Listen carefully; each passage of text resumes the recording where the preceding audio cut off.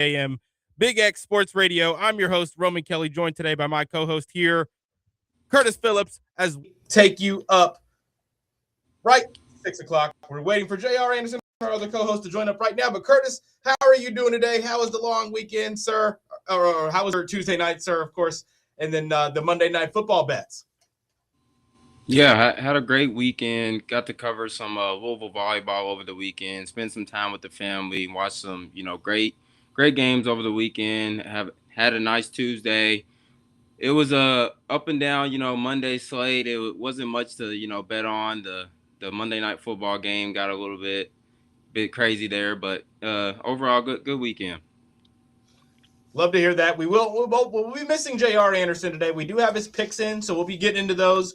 We'll discuss those, the two of us here today for JR, because he'll be out. But let's get right into it today, Curtis, because we've got a lot to discuss. I first want to chat about Monday Night Football before we talk about the other games on that weird Monday slate. It was an off Monday. There was going to be some of these going forward. There's going to be some Tuesdays like that going forward as well. Luckily, we've got some college basketball on tonight. But I want to discuss that game last night. We talked a bit about Eagles-Chargers yesterday. Chargers get the job done last night in overtime. Jalen Hurts throwing 4 of them things yesterday. Oh, yeah. Quintuple things thrown from Mr. Hurts as he went into last night with the best touchdown to turnover interception ratio in the NFL at 19-2, and now he's sitting at 19-6. Philly, who were you on last night? What were your overall takeaways from that game? Yeah, so I just had a little builder. I typically don't touch a lot of Eagles primetime games anymore. I've learned not to do those. So, but I was actually, if I was siding, I was going to side with the Eagles last night. I saw a lot of people on them. I thought they was going to bounce back after, my Bears beat them, but that was not the case. There was it was a crazy game. There were 6 turnovers in the first half. That's the first time that's happened, all season. So that ball was, just getting turned over, and it still happened to be a low-scoring game. So, which was crazy. Justin Herbert, man, I mean, with that broken hand, he's still balling out. So yeah, that's pretty crazy. Eagles, I don't know where you go from here. It seems like every time you give A.J. Brown the ball, you force feed him, like they typically lose. And then, he pouts when they win and he doesn't get the ball. So, Yeah, they got to figure out something there. But as far as the Chargers go, I mean, I'm pretty impressed with how they won that game. They got their star running back, so good things on their side. Yeah, getting Hampton back was big for them, as you saw him getting that first touchdown of the game. But it's funny, the Eagles lose a game in which they didn't defend terribly. Like, it wasn't bad defensively for them. It was actually, I thought they had great pressures on Herbert. He was using his feet. He had the broken hand on the left hand. They know they were kind of trying to get at him a little bit. Ultimately, though, the pressures, it just wasn't enough. They allowed 5 field goals in this game, which I thought was kind of funny. You basically lost to a bunch of field goals. You prevented touchdowns, but ultimately, they just have not been clicking well enough in these back and forth kind of close games. Now finally getting another loss to their record in one of these, sitting at 8-5 on the season. 5 turnover game for Hurts, in which he had 2 in one play. Throws an interception. The person who catches it fumbles. Mm-hmm. Hurts picks the fumble up and immediately gets the ball stripped and fumbles that. So just all around bad game. Saquon got me the win in fantasy. He had a nice one. Glad to see him getting back right with the 122 yards, 1 touchdown, 20 carries. That's the kind of game Saquon needs to be having every week. He does not need to be less than 15 carries at any point in a game in any season. With the way he's been playing over the last couple of years, Justin Herbert getting the 66 yards as well. So ugly Monday Night Football game. Under hits on the hook, but. Philly, let's get into our punches from last night. I had Keenan Allen yards. I did not get the hit on that. I thought he was going up against Vic Fangio defenses. He's had covered the 40+ and had TDs in multiple different games against Vic Fangio defenses. This one just wasn't that kind of performance. There's a lot of short passes because that's all Herbert really had time for in this game. The longest reception, he did have a 60-yard, a couple long passes in this game, but 18-yard reception. The Kamani Vidal, though, that 60-yard long one, that one was the only really, really big play for Herbert. Keenan Allen not getting any of those. He did have 3 catches, 3 targets, brought down every target, but just only getting 22 yards, unfortunately. So we fall on our 1 punch from last night's game. How were you looking over your yesterday's picks, Curtis? Yeah, as far as yesterday, I didn't drop any official punches. I know Friday did go 3-0. On our punches. We had Jaylen Brown, 30+ points. Jalen Tyson over 20.5 PR. And then TCU's first half. I know I threw a few jabs in there as well. But as far as official punches go, we did go 3-0, which was kind of good to get us back on track, for the week and our overall record. Yeah, I had a pretty good Friday. We hit the Jake Reslap 40+ rushing yards. The Tulane quarterback, he had 33 at halftime covering that. Sengun got voided. We took the Sengun prop, but that voided. He ended up not playing Friday night. We hit the Khalil Ware 8+ rebounds on Friday. We hit the Jalen Johnson 20+ points on Friday. Yesterday, the only picks, we didn't give out many officials yesterday, but we did have the Monday Night Football picks. I'm not remembering what JR had last night with his officials. We'll try to see if he can get those sent in to him before everything gets up and over yesterday, but Jalen Hurts over 30.5 rushing yards. We didn't hit that yesterday. That was a jab we gave out, unfortunately. But it's all good. We're going to bounce back. We've got a Thursday night football matchup and a couple of good matchups this Sunday as well in the NFL where we should be able to make something happen, I think. We've got Falcons-Buccaneers. Not necessarily a good game, but it's a rivalry in-division game there. Then Sunday, Bills-Patriots. Ravens-Bengals in the last few years has always seemed to be a good matchup. We've got Chargers and Chiefs. Chargers already having beat the Chiefs once this season. Chiefs season kind of over at this point, but still a team that, 4.5-point favorites, still trying to fight for something there. Outside of that, not all too many good games now that the Colts don't have a quarterback. Broncos and Packers, that one Sunday late afternoon good game that we'll have. So we're going to get some picks out for the NFL season weekend slate earlier this week, and we can talk about those lines and the way they move. Curtis, we've got our triple punch piece sent in from JR. We're going to get into that next, but I want to talk about tonight's games. Are you looking into any college basketball tonight? Yes, I am. How are we feeling? We've got 2 top 25 matchup or 2 top games in which that'll feature a top. Well, actually, we've got a lot of top 25 teams in action. We've only got 1 top 25 matchup. I've got a couple ACC teams in action. We've got Florida and UConn in the Jimmy V Classic tonight at 9 p.m. We'll have BYU and Clemson in the game before that on ESPN at 6:30. Michigan in action tonight. Virginia in action tonight. I have a feeling you're on that Illinois-Ohio State game for some reason. But where are you taking us tonight in college basketball, Philly? So I'll start off with the game that starts a little less than an hour from now in Michigan and Villanova. And I mean, to be honest, Michigan looks like possibly the best team in the nation right now. I don't think anybody wants to face up with the Wolverines at this moment. So, I got a team total. We're going Michigan team total over 83.5. They've cashed this 7 of the 8 games this year. I know Villanova's more of a built on defense, but like I said, Michigan, you don't want to face Michigan right now. They've already put up 100 plus points against both of the ranked teams that they played. Steamrolling over Auburn and Gonzaga.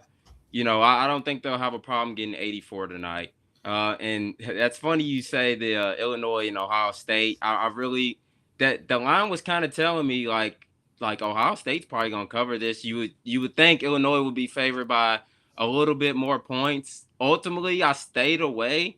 I may have a live bet in this game for that, but I ultimately I stayed away from that game. But that line is really telling me that Ohio State probably covers there. I know Illinois dropped their only true road game. I know they just beat Tennessee. That game was in Nashville, not Knoxville. So curious to see how they come out after that, big win Saturday. So.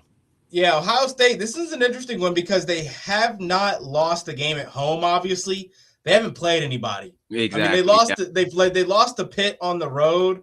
Something's telling me that the computers are probably favoring Ohio State more than they actually should, just because they've looked good in these games against lesser opponents. They did beat Northwestern on the road, a game in which they scored 86 points and only allowed 82 from Northwestern. Illinois is different, though. They are. They can defend. They beat Tennessee the other in their last matchup, 75-62. I mean, they handled Tennessee.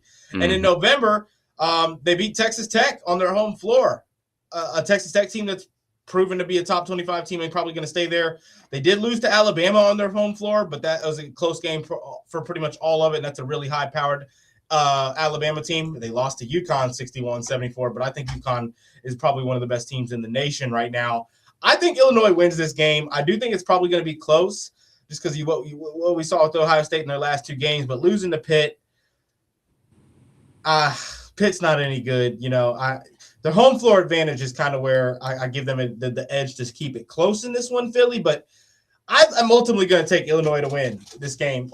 Straight up on the -175. I would not take that 3.5. Yeah. But I will go ahead and lean Illinois. I have 2 official punches for the night. I'm on UConn money line, and I'm on that BYU -5.5. I'm taking both favorites in the Jimmy V Classic, but I don't necessarily trust UConn to cover that 3.5 going up against Florida's bigs.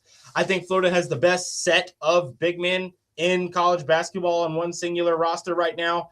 They have been performing. They've been rebounding. They've been playmakers for their teams as well. A couple of these guys can shoot on top of that. So, I mean, the front court's really scary. However, the Florida backcourt is not. Xavier Lee has not been anything special. I think the UConn guards are going to give him a rough night, if I'm being honest. Give me UConn on the money line straight up tonight, and then give me BYU on the -5.5. This is a Clemson team that has looked good, a little bit better than expected. Close, narrow loss to Alabama in their last matchup. They did beat Georgia, which is kind of unexpected. They beat West Virginia as well. With that being said, they haven't really played anybody outside of those 2 games, that Georgia team and that Alabama team. They lost to Georgetown. They have played the lesser talent well, but they have not. They've been pretty close with the even talent. I think BYU offensively is just a different grade that they've seen, Philly, and I think the BYU is going to cover the 5.5 points. I mean, BYU, I'm not big believers on them, but I do think that they're good. I do think that offense should be very good. Yeah, that's my 2 official punches for tonight in college basketball. The NBA slate's weak, but we do have your Heat in action tonight. And this one's a weird one. This is an interesting game. I've been thinking about this one all day. Mm-hmm. You probably know that the Heat have played the Magic twice already, and you know the 2 outcomes in those games, I'm sure. Heat having already lost to Orlando twice this season. Some guys in and out of the rotations in those games, yes, but ultimately this has been a Heat team that offensively has been good all year long. So the fact that the Magic have been able to do that twice has it's interesting because I think that something about the way that the Magic defend is kind of not necessarily kryptonite for the Heat, but a good. They're like a weird matchup for each other. The Magic are good at slowing the Heat down and kind of forcing them into tougher shots because of the perimeter defense that the Magic have. With that being said, the Magic don't have the pace, the shooting to really match the pace that Miami plays with. What do you think in this one? No Franz Wagner tonight. If Tyler Hero plays, I'm on the Heat, Philly. Yeah, I'm right with you. I ultimately, y'all know I don't bet too many spreads in the NBA, but I do lean towards us. Like you already said, that Magic team has already beat us twice this season. No Franz, which I think is really like that glue to that team for the Magic. Also, their pace is a lot faster when he's on the floor. So when he's not, they tend to try to slow it down. And Paulo he's still on a minute restriction, He so. is. That I think that's going to be big. We just played them last week, so I think we ultimately do get our revenge versus the Magic. I like it. So we're going Heat tonight. I'm going to make that my NBA punch for this game. Heat money line, which is kind of a crazy official punch when I'm making that based upon a game time decision. So be it. If Hero plays, I'm going to wait there right up until game time. I'm going to, wait to bet it right till game time till we get that, but I will go ahead and make it an official punch with that connotation on Hero. I have not. Oh, looks like Hero's playing. Oh, just in. Looks like they've announced it. We've got, maybe it's just me late to the party here, but I'm now seeing that Tyler Hero is in the lineup for tonight. Yep. There it is. Give me the Heat money line straight up. Let's do 1 point underdogs against the Magic. So we've got BYU minus 5.5 on my first official punch. We've got UConn money line after that, and then we're going Heat money line straight up as a team punch for tonight. And then I don't really have a player prop that I was loving all that much. I had a minus 200 prop that we were sitting at because I think that is going to be kind of a back and forth game with the New York Knicks and the Raptors tonight. What were your NBA punches? Yeah, so I only had one, and it's in that Heat Magic game, and I'm taking Anthony Black over 23.5 points, rebounds, and assists. I know I'm going, with the opposition, but, this guy's been balling. He's cashed this in 6 straight games when he's played 30-plus minutes. I'm expecting 30-plus minutes tonight. We've already mentioned no Franz Wagner, Paulo on a minutes restriction. He's already been playing around 30-plus, even with those guys in the lineup. So, yeah, I think Anthony Black can get, over 23.5, points, rebounds, and assists. Like we already mentioned, Heat, fast pace. This guy likes to defend. I think he can get a few steals, few buckets, off the fast break. So, yeah, that'll be my only official punch in the NBA. I like that one. I'm going to go with the I was kind of feeling Scotty Barnes. But ultimately, I'm going to go with the Brandon Ingram points. The Brandon Ingram 22.5 plus points as an alternate line. He's covered this in majority of his games this season. Haven't covered this against the Knicks already. Is sitting at 21.5 at the 22 plus is sitting at minus 150. 160. I'm sorry. Got my numbers mixed up here. Over 21.5 at minus 166 for Brandon Ingram tonight, going up against the Knicks. The OG Anunoby's just now getting back for the Knicks. He's been on a tear really all season long, if I'm being honest. He's covered this in majority of his games this season, like we mentioned. I think he's going to bounce back, though, in a game against the Knicks in which they didn't perform well earlier in the season. The Raptors didn't. So I like Ingram having gotten back to being that go-to scorer to cover that 22 points tonight as my other NBA prop. I want to get into JR's props as well, Philly, because we're not going to have him on the show today, and we have to get the triple punch out. You want to read JR's props for us, the ones that he was able to send to us? I don't have them pulled up here. Go ahead. Let's do it. So JR is on Jaime Jaquez for the Miami Heat over 9.5 points. He got that at minus 140. And remember, this game starts in about approximately 12 minutes at 6 p.m. Eastern. So, and then he also has another play in that game, Tristan Da Silva over 9.5 points. at -104. I like both of those. And then he's going to go to that Knicks and Raptors game and take Mikal Bridges over 3.5 rebounds at -132. I like all those. I really like the Bridges if Cat. I'm not sure the news on Cat, but I know he was really questionable. So yeah. Yeah, so I'm not we've mad at got those. he's 3 picks officially here from him. All player props, like we mentioned, 2 in the first game. Jaime Jaquez over 9.5 points. Tristan da Silva over 9.5 points. That's a -140 and a -104 on those, and then the Mikal Bridges at -132. I like all these from JR tonight, making use of the slate that we've got, and he also is making the Jaime Jaquez pick his triple punch parlay piece. So we've got JR's triple punch piece. We do the triple punch every day. We will. Lately, it's been every radio show day. We're going to try to continue to do it every day on to the weekend days, Saturday, Sunday, Monday for us. But let's get our triple punch pieces out, Curtis, because we've now got JR's piece. Let's go and complete it. We'll have Jaime Jaquez at over 9.5 on our first place on the parlay for tonight. What's your punch going to be on the parlay? Yeah, give me OG Anunoby over 13.5 alternate points at -180. As we know, he spent most of his career at the Raptors. He's playing in Toronto tonight. He's had 14 plus points in all 4 games that he's played versus the Raptors. So give me OG Anunoby to get at least 14 plus points tonight. I like that. I'm gonna go. I can't take the Knicks if I'm being honest. I don't want to. I think the Raptors keep this one close and bounce back here. So we'll go college basketball. Well, I want people to be able to use that boost. We've got multiple boosts in the NBA. If we keep all 3 props in the NBA, people will open up their boost for tonight. So we're gonna go Desmond Bane. Without a Franz Wagner playing in with Apollo Banchero on a minutes restriction, we're going to go Desmond Bane, 20-plus points for tonight. Odds sitting at -186 right now, just kind of gone down a bit. I like it. I mean, he hasn't covered this in a handful of games after having covered it in back-to-back games before going on the streak of having not. Didn't play last game against Miami. I think he plays tonight. I think he plays extremely well tonight because he got that game of rest.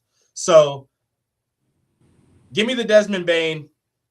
Or no, I'm sorry. I got that mixed up. He didn't play in. He played versus the Knicks Sunday, I believe. Yeah, he played Sunday Knicks.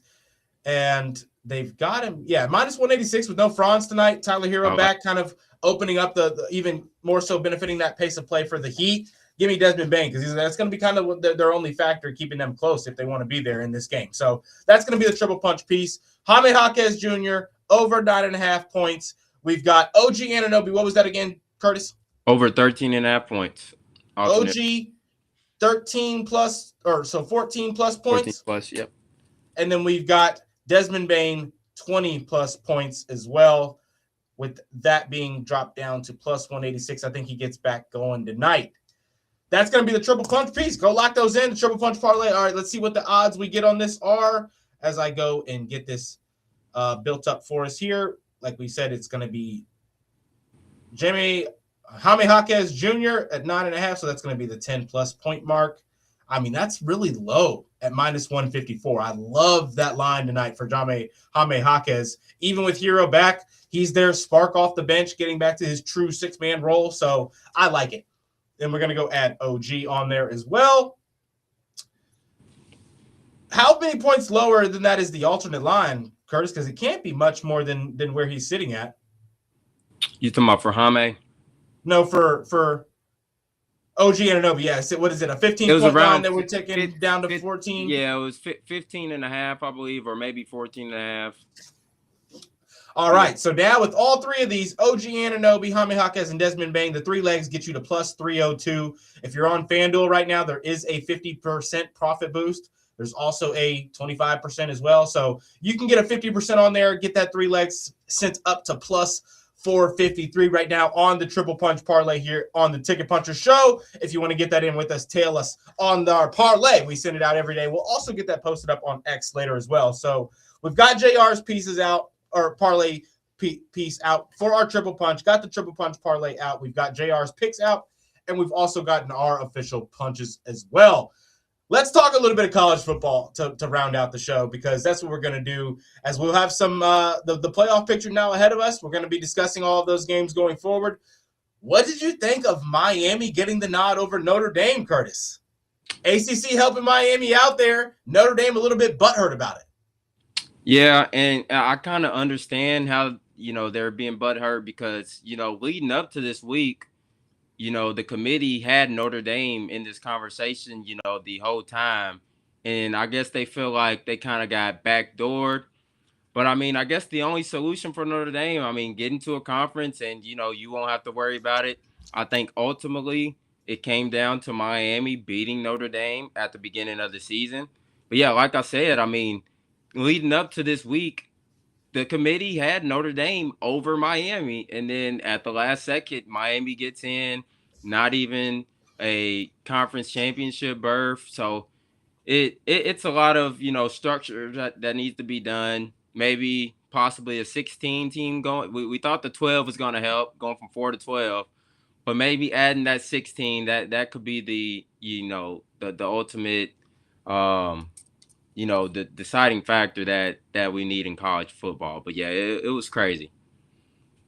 I think they're being babies about it.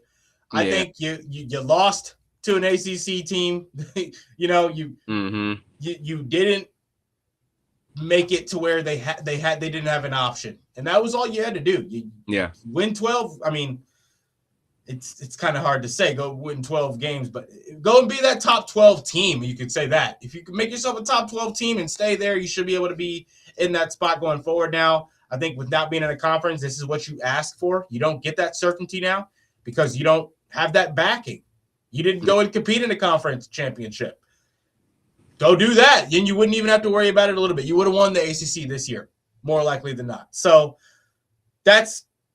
I'm not mad at it at all. I also think that I'm glad it's Miami instead of like even a Virginia team. I don't think Virginia would have been a good representative for the ACC as all. Obviously Duke, no, not even a little bit, but I do think Miami had the best chance of going and getting a win. So for the ACC side of things, I'm glad it is Miami. Notre Dame, you guys can kick rocks.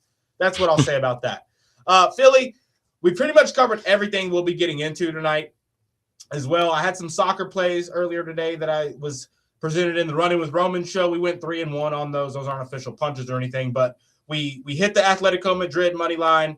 We hit the Liverpool Inter Milan under. We hit the Barcelona Frankfurt under. We do not hit Chelsea money line as they lose 2-1 to Atalanta. But Philly, this is going to wrap us up. I'm excited to go see what these official punches look like for us tonight. Thank you all so much for tuning in. Thank you all so much for listening. Let's go punch those tickets and let's go hit this triple punch parlay. Punch those tickets. Punch those tickets.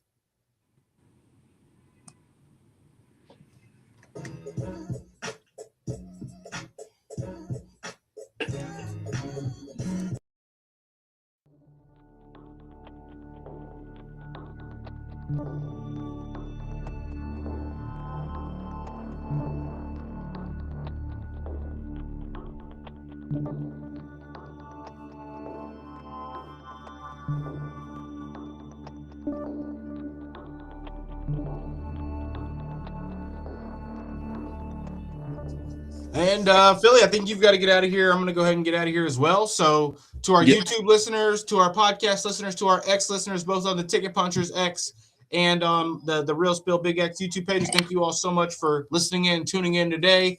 We didn't get into the Game Day Mintel text line, unfortunately, but we didn't have any text in. None text in on the chat as well. So just like, comment, subscribe if you enjoy. And remember, if you guys ever have anything you want us to ask, just drop that in the chat and we'll get to it. Philly, something you wanted to add one before we went? Yeah. I'm gonna drop in the official punch in the NHL real fast. Ooh. Yeah, I know. I'm gonna try to come with some more NHL bets on the regular, but give me the Stars money line -134 versus the Winnipeg Jets. Connor Hellebuck, which is Jets starting goalie, he's been out for about 2 weeks now. The Jets are 3-7 straight up. Since he's been out. They're 0-6 versus winning teams straight up. Dallas Stars, they're 25-5, so very much so a winning team. The Stars are also 7-1 straight up last 8 games. Jets are only 2-7 their last 9 games. So I really like the Stars on the road to go beat the Jets at -134. That'll be another official punch for me as well. I'm rocking with you, Philly. I love it. I love it. I appreciate it. Yes, sir. Let's go punch those tickets. Punch them. Go Stars.